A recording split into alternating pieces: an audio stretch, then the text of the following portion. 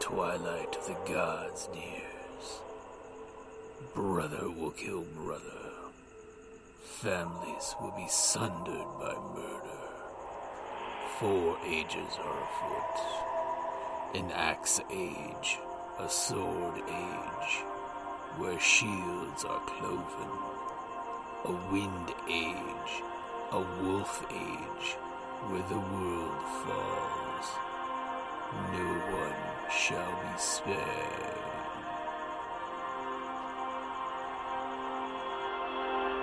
Welcome to Ragnarok and Roll, a Scion RPG podcast. Prepare for adventure.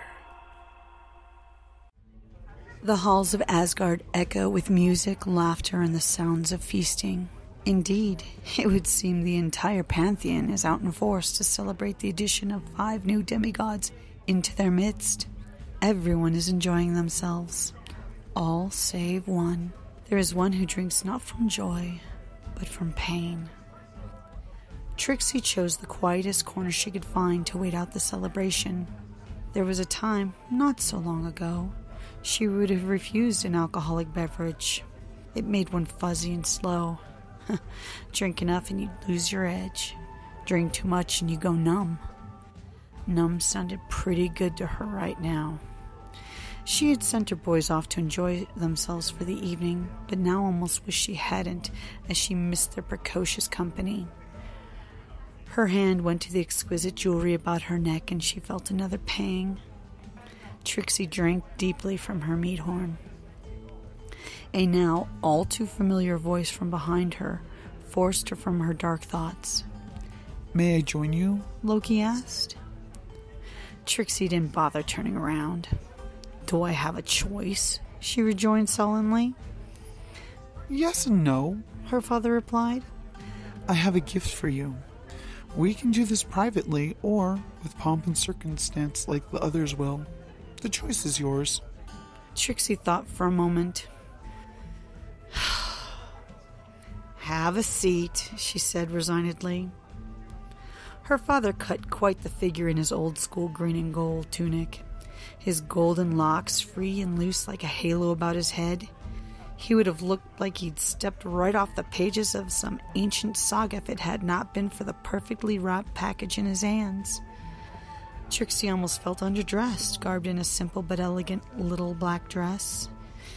If it hadn't been for her accessories, that is.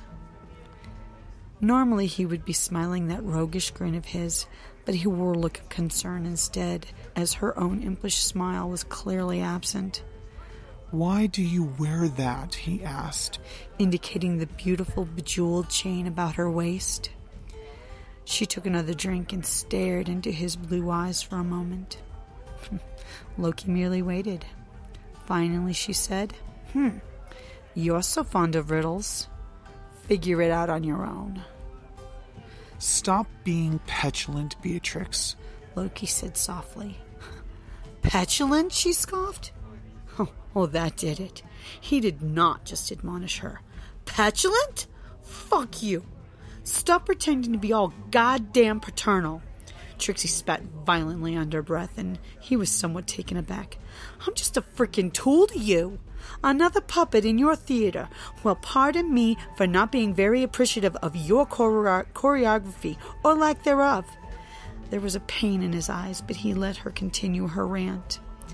"It's a little hard to keep time with the music when you can't even hear it playing, you self-centered, egotistical bastard. And where the hell do you get off scolding me?" Trixie tossed her drink on the table in his direction and rose. "Next time you need a friggin' errand boy, you call someone else, goddammit. I'd rather Ragnarok not be entirely my fault." She choked as she turned and walked off into the crowd. Trixie crossed the cavernous hallway to a balcony, desperate to be away from the jovial throng. She held herself as she breathed in the cool night air. A few minutes later, Trixie felt a soft coat being placed over her shoulders. She welcomed the warmth but said nothing as she watched the colors of the Bifrost sparkle in the distance. Loki's voice was low. "If it is any consolation, I am sorry.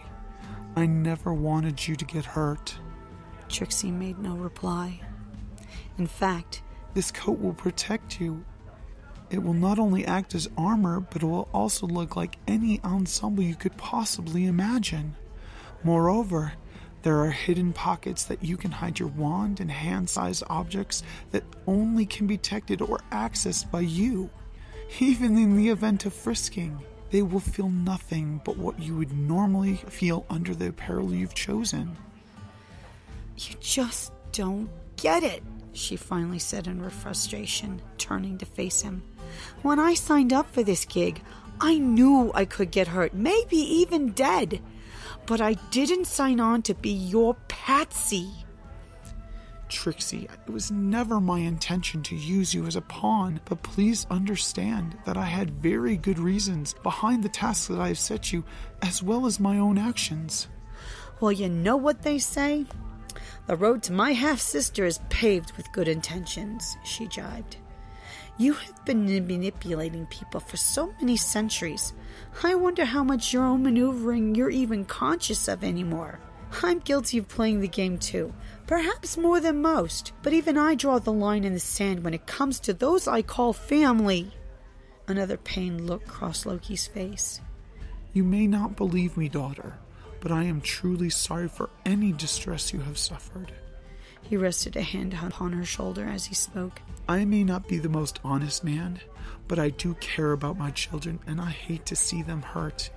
Even Lucius holds my love for all his traitorous machinations. However, I still do what is necessary, whether they understand it or not.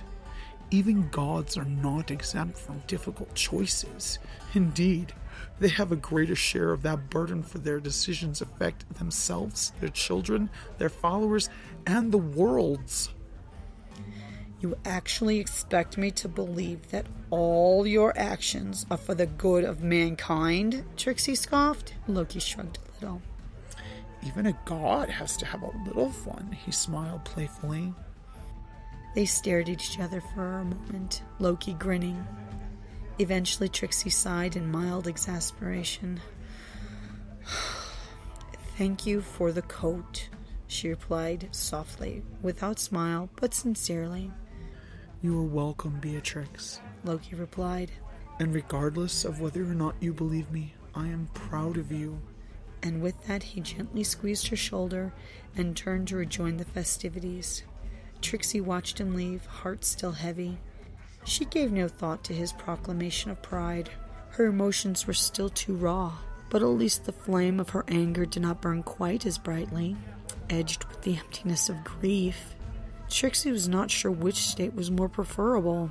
More so, she wasn't sure what she was grieving for. Was it the betrayal of friend and family? The guilt of many deaths, shattered illusions, or the loss of innocence? Or is it that Ragnarok is, yet again, one step closer, all because of her? Damn it all, she thought. Trixie needed another drink.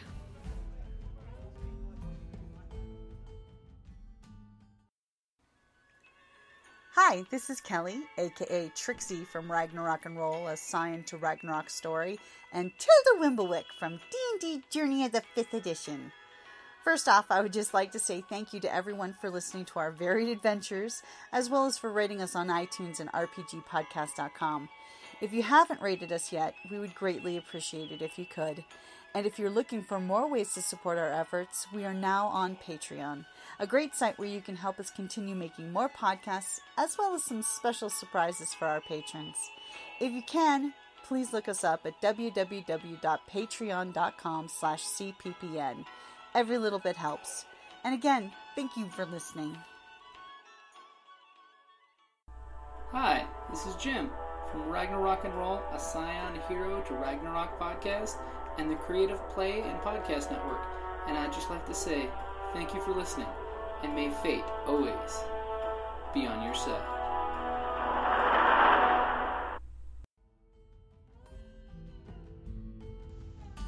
Hi guys, Jim here. Just wanted to take a moment to say thank you to Kelly, who wrote and acted out that short story herself, and she did a fantastic job in my opinion for it, especially since she's not feeling too well right now and a little under the weather. And just want to let you guys know, over the next few weeks, you'll be getting episodes of these from my players. I asked the group to send me short stories of what their characters did when they evolved from being a Scion hero to a Scion demigod. A little something in the story to include how they received the relics from their family, and what kind of progress we expect to see the characters to develop into, so we can get a little more well-rounded characterness. So I'd just like to thank you guys for listening, and welcome along the journey with us to now Scion Demigod. But we're still going to be Scion Hero, Ragnarok to Roll. Talk to you guys later, and as always, thank you for listening.